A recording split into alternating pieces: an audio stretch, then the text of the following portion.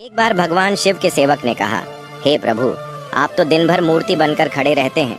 एक दिन मुझे आपकी जगह खड़े होने दीजिए, आप आराम से घूम आइए।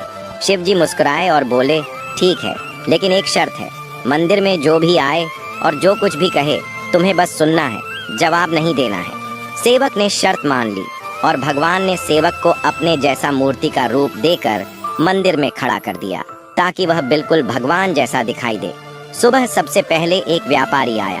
उसने भगवान के सामने माथा टेका और जैसे ही बाहर निकला, उसका बटुआ गिर गया। सेवक बहुत बेचैन हुआ। मन किया व्यापारी को आवाज देकर बटुआ लौटा दे, लेकिन भगवान की शर्त याद कर चुप रहा। कुछ देर बाद एक गरीब आदमी आया।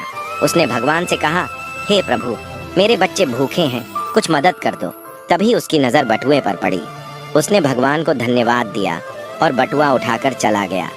फिर एक नाविक आया और बोला, हे भगवान, मैं 15 दिन के समुद्री सफर पर जा रहा हूँ, कृपा करना।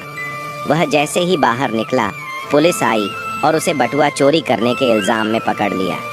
यह देखकर सेवक खुद को रोक न पाया और चिल्ला पड़ा, यह गलत है। बटुआ तो उस गरीब ने उठाया था, इसे छोड़ो और उस गरीब को पकड़ो।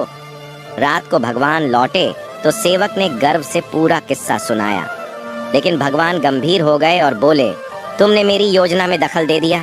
वह व्यापारी बेईमान था, उसका बटुआ गिरना उसके कर्मों का फल था। गरीब को बटुआ इसलिए मिला ताकि वह अपने बच्चों का पेट भर सके। और जहाँ तक नाविक की बात है, तो उसका जहाज तूफान में डूबने वाला था। पुलिस द्वारा पकड़े जाने से उसकी जान बच जाती, लेकिन तुम्हारे बोलने से अब गरीब जेल चला गया और सब गड़बड़ हो गया। फिर भगवान बोले, सेवक याद रखो, जो कुछ भी होता है उसमें मेरी योजना होती है।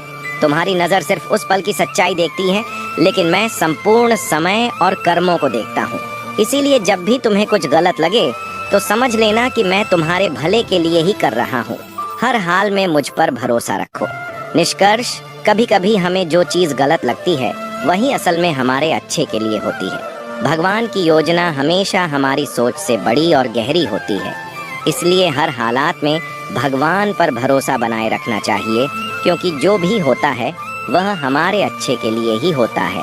बात से सहमत है तो यस जरूर लिखें और इसी तरह की कहानियों के लिए हमारे साथ जुड़े रहिए।